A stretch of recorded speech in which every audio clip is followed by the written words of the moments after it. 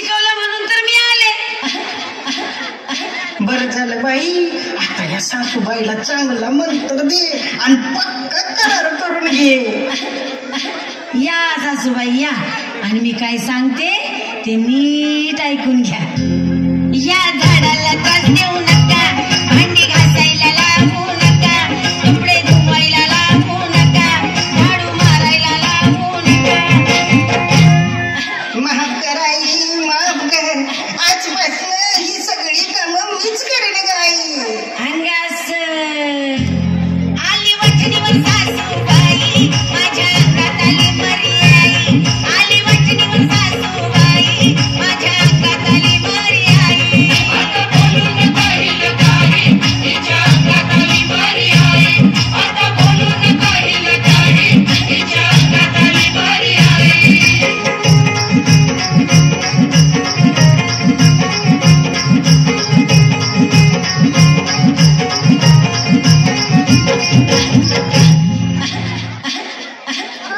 झाड शिकलेलं हाय, वय वय शिकलेला हाय गे माय.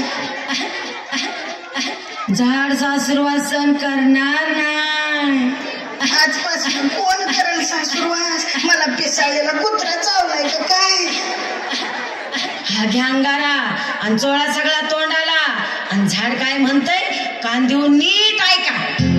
झाड सकाळी उठणार नाही, रोज स्वयंपाक करणार नाही.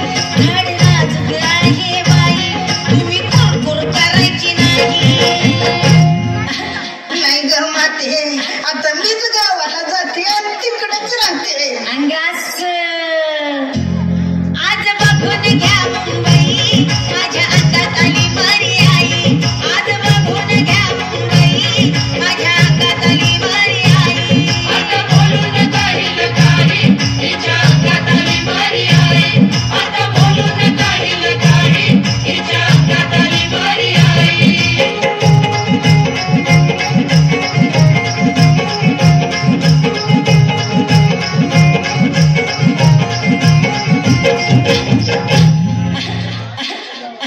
झाडाच्या चुगल्या पोराला सांगू नका. नाही सांगणार ग माते, नाही सांगणार. आणि जुन्या जमान्याच्या सासूवानी वागू नका. नाही वागणार ग माते, नाही वागणार. तोंड मोडू नका. आया बायांना घरात येऊ द्या आणि त्यांना क्यों की सास भी कभी बहू ती पाव द्या. बघू दे की माय. नका सुनेला समजू परकी, तुम्ही बघा कहाणी घर घर की. नात प्रथम सांगते बारकी, आजी ललिता पवार सारखी. देवी माय, आता लय झालं ग बाई.